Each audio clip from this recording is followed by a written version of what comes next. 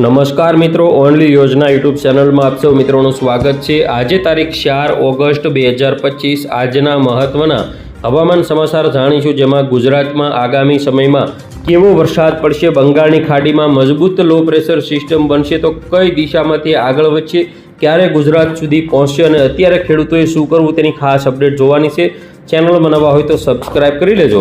સૌથી પહેલાં વાત કરીએ તો આ રીતે વરસાદી સિસ્ટમ 18 તારીખની અંદર જે ગુજરાતની અંદર એન્ટ્રી કરશે। દક્ષિણ ગુજરાત, મધ્ય ગુજરાત, ઉત્તર ગુજરાત અને દક્ષિણ સૌરાષ્ટ્રના વિસ્તારોથી તેની શરૂઆત થશે। આ સિસ્ટમના લીધે ગુજરાતમાં સારા વરસાદનો લાભ મળશે, પરંતુ અત્યારે હાલ છૂટાછવાયા વરસાદમાં ખેડૂતો રાહ જોઈને બેઠા છે। ભારે કાળા ડિબાંગ વાદળા અત્યારે આપણને જોવા મળે છે, તો આ વાદળછાયા વાતાવરણ વચ્ચે વરસાદની તીવ્રતા થોડી ઓછી રહેશે।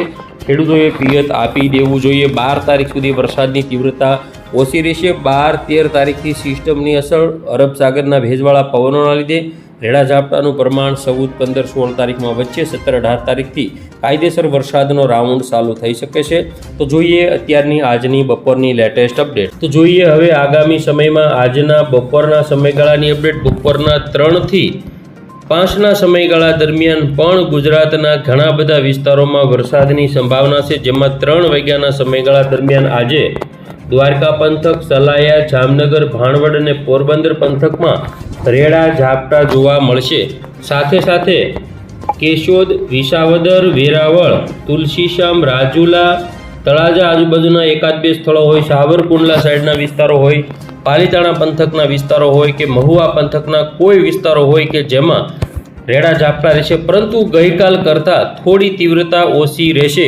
ઉત્તર ગુજરાતની વાત કરીએ તો સુઈગામ અને પાલનપુર આજુબાજુ રેડા ઝાપટા રહેશે। દક્ષિણ ગુજરાતની વાત કરીએ જેમાં સૌથી વધારે રેડા ઝાપટા જોવા મળશે, જેમાં ડાંગ જિલ્લો, વલસાડ જિલ્લો, આ જે 2 જિલ્લાઓ છે જેના વિસ્તારોની વાત કરીએ તો ખાસ કરીને વાપી, ખાડોલી, કપરાડા, ભવનાથ, અંબોશી, સાપુતારા, સતાણા, વાની, ડાંગ, આ જે બધા વિસ્તારો છે તેમાં ભારે રેડા ઝાપટા આપણને જોવા મળશે। તો આ રીતે આજનો માહોલ છે ગુજરાતની અંદર, હળવા ઝાપટા ચાલુ રહેશે। આજે રાત્રિની વાત કરીએ તો રાત્રે ક્યાંય પણ વરસાદી ઝાપટાની સંભાવના નથી। ફરી વખત આવતીકાલે પણ રેડા ઝાપટાનો માહોલ રહેશે। આવતીકાલે બપોરના સમયગાળાની વાત કરીએ તો ગુજરાતની અંદર છૂટાછવાયા જે વિસ્તારો છે જેમાં રેડા ઝાપટા ચાલુ રહેશે। તો આવતીકાલે 5 તારીખની અંદર પણ સૌરાષ્ટ્રના મહત્તમ વિસ્તારો એવા છે જેમાં રેડા ઝાપટાનું પ્રમાણ વધી શકે। દ્વારકાથી પોરબંદર, કુતિયાણા, કેશોદ, જૂનાગઢ, વિસાવદર, ધારી, બગસરા તેમજ સૌથી વધારે માંગરોળ પંથકથી વેરાવળ, તુલસીશ્યામ, વિસાવદર, ધારી, આ જે વિસ્તારો છે જેમાં રેડા ઝાપટાનું પ્રમાણ વધારે રહે। ભાવનગર આજુબાજુના જે વિસ્તારો છે જેમાં રેડા ઝાપટાનું પ્રમાણ જોઈએ તો તળાજા આજુબાજુના કોઈ પણ વિસ્તારો હોય, પાલીતાણા હોય, શિહોર, ભાવનગર, આ તમામ વિસ્તારોની અંદર આટલા જે વિસ્તારો છે જેમાં રેડા ઝાપટા કાયમી ધોરણે જોવા મળતા હોય છે। બોટાદ હોય, બરવાળા હોય, જસદણ હોય, આ બધા વિસ્તારોમાં પણ ક્યાંક ક્યાંક રેડા ઝાપટા જોવા મળે। તમામ વિસ્તારોમાં ન હોય, અડધા ગામની અંદર વરસાદ હોય તો અડધા વિસ્તારમાં ન હોય તેવું પણ બને। ડાંગ જિલ્લો, વલસાડ જિલ્લો અને નવસારી જિલ્લામાં પણ રેડા ઝાપટાનું પ્રમાણ આપણને જોવા મળશે। તો આ રીતે ગુજરાતમાં વરસાદની આગાહી યથાવત છે। આગામી 6 તારીખની અપડેટ જોઈએ જેમાં પણ રેડા ઝાપટા જોવા મળશે। 7 તારીખની વાત કરીએ તેમાં પણ જૂનાગઢ પંથક, વેરાવળ, ઉના, મહુવા, તળાજા, દરિયાકાંઠાના વિસ્તારો, સુરત, વલસાડ, નવસારી, ડાંગ, તાપી, જૂનાગઢ, પોરબંદર, જામનગર, આ બધા વિસ્તારોમાં પણ રેડા ઝાપટા જોવા મળશે। 9 તારીખની વાત કરીએ તેમાં પણ ક્યાંક ક્યાંક જોવા મળશે, પરંતુ તીવ્રતા ઘટશે। 12 તારીખ આજુબાજુની અપડેટ જોઈએ જેમાં દક્ષિણ ગુજરાતની અંદર જે અરબ સાગરના ભેજવાળા પવનો છે, ભરૂચ, રાજપીપળા, સુરત, તાપી, વલસાડ, નવસારી, ડાંગમાં હળવા વરસાદની સંભાવના છે। જૂનાગઢ આજુબાજુ રેડા ઝાપટા રહેશે। 13 તારીખની આપણે વાત કરીએ તો 13 તારીખની અંદર પણ વરસાદી સિસ્ટમ દક્ષિણ ગુજરાતની અંદર વરસાદ લાવશે, જેમાં ભરૂચ, રાજપીપળા, સુરત, તાપી, વલસાડ, નવસારી અને ડાંગ જિલ્લામાં હળવો મધ્યમ વરસાદ પડશે। તો જૂનાગઢ અને ગીર સોમનાથ, વેરાવળ, ઉના સુધીના વિસ્તારોમાં સામાન્ય હળવા ઝાપટા ચાલુ થશે। આગામી સમયમાં 14 તારીખની વાત કરીએ જેમાં પણ રેડા ઝાપટા રહેશે। 15-16 તારીખની વાત કરીએ જેમાં પણ રેડા ઝાપટા રૂપી વરસાદ રહેશે। દક્ષિણ ગુજરાતમાં થોડો વધારે વરસાદ પડશે। 17 તારીખની વાત કરીએ તો બંગાળની ખાડીની જે સિસ્ટમ છે તેનો ટ્રફ ગુજરાત સુધી 17 તારીખે રાત્રિ દરમિયાન જોવા મળશે અને 18 તારીખની વાત કરીએ સવારના સમયગાળાની, જેમાં સૌથી વધારે વરસાદનું પ્રમાણ આપણને જોવા મળશે વિરમગામ, અમદાવાદ, કપડવંશ, લુણાવાડા, બાંસવાડા, ડુંગરપુર, ખેડબ્રહ્મા, હિંમતનગર, મહેસાણા, રાધનપુર, પાલનપુર, અંબાજી, આબુ રોડ તેમજ નડિયાદ, ધોળકા, ગોધરા, દાહોદ, અલીરાજપુર, બોડેલી, અમોદ, રાજપીપળા આ બધા વિસ્તારો તેમજ સુરત, વલસાડમાં પણ પ્રમાણ રહેશે।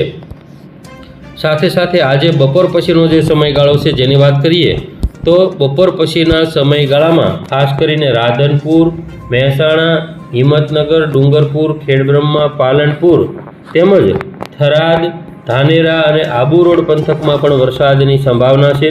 વિરમગામ, અમદાવાદ, સુરેન્દ્રનગર, ધોળકા, નડિયાદ, ગોધરા, દાહોદ, બાંસવાડા આ બધા વિસ્તારો તેમજ જોઈએ તો ભાવનગર આજુબાજુના જે વિસ્તારો છે જેમાં પણ રેડા ઝાપટાનું પ્રમાણ વધારે આપણને જોવા મળે છે।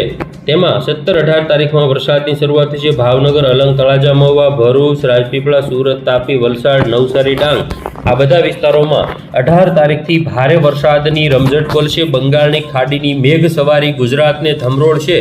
17-18 તારીખથી લઈ અને 31 ઓગસ્ટ 1 સપ્ટેમ્બરથી લઈ 11 સપ્ટેમ્બર સુધીની અપડેટમાં ખાસ વરસાદ પડવાનો છે। ગુજરાતના તમામ વિસ્તારોમાં મેઘ તાંડવ જેવી સ્થિતિ જોવા મળશે। તો હવે ખેડૂત મિત્રો આપણે વાત કરીએ અત્યારે શું કરવું જોઈએ। તો અત્યારે જે પણ વિસ્તારો છે જેમાં 10-12 તારીખ સુધી વરસાદની સંભાવના ઓછી છે તે તમામ ગુજરાતના વિસ્તારો હોય જેમાં પિયતની વ્યવસ્થા હોય તો મગફળી, કપાસના પાકમાં પિયત ચાલુ કરી દેવા જોઈએ। પવનની ઝડપની વાત કરીએ તો આજે કચ્છના જે વિસ્તારો છે જેમાં ખાવડા હોય, નલિયા હોય, ગાંધીધામ હોય 42 થી 43, બાકીના વિસ્તારોમાં 30 થી 35ની પવનની ઝડપ રહેશે। 5 તારીખની વાત કરીએ તેમાં પણ આ રીતે પવનની ઝડપ રહેશે। 7-8 તારીખમાં પવનની ઝડપ ઘટશે તો 10-11 તારીખમાં ફરી વખત પવનની ઝડપ વધશે, જે આગામી 47 થી 50 સુધીની પવનની ઝડપ કચ્છના વિસ્તારો હોય, સૌરાષ્ટ્રના વિસ્તારો હોય તેમાં 40 થી 45, દક્ષિણ ગુજરાતમાં 40 થી 45ની જોવા મળશે। 12-13 તારીખમાં મહત્તમ પવનની ઝડપ હશે। 15-16 તારીખમાં પણ પવનની ઝડપ રહેશે। 17-18 તારીખમાં પવનની ઝડપમાં ઘટાડો થશે। વરસાદી સિસ્ટમ ગુજરાત તરફ આવશે, જે બંગાળની ખાડીની અંદર મહત્વની સિસ્ટમ છે તે ગુજરાત તરફ આવશે અને ગુજરાતમાં મેઘતાંડવ જોવા મળશે। તો ખેડૂત મિત્રો આ પવનની ઝડપ અંગેના સમાચાર હતા। હવે આપણે જોઈએ કે આગામી સમયની અંદર વરસાદની તીવ્રતા કેવી રહેશે। તો આવનારા અઠવાડિયાની અંદર એટલે કે 8 દિવસની અંદર એક સપ્તાહમાં વરસાદનું પ્રમાણ જે આ દરિયાકાંઠાના જે વિસ્તારો છે જેમાં વધારે જોવા મળે છે। હવે આપણે જોઈએ આવનારા 8 દિવસની અંદર જે વરસાદની જે તીવ્રતા છે તે આ રીતે દરિયાકાંઠાના જે આ વિસ્તારો છે જેમાં આપણને વધારે જોવા મળે છે।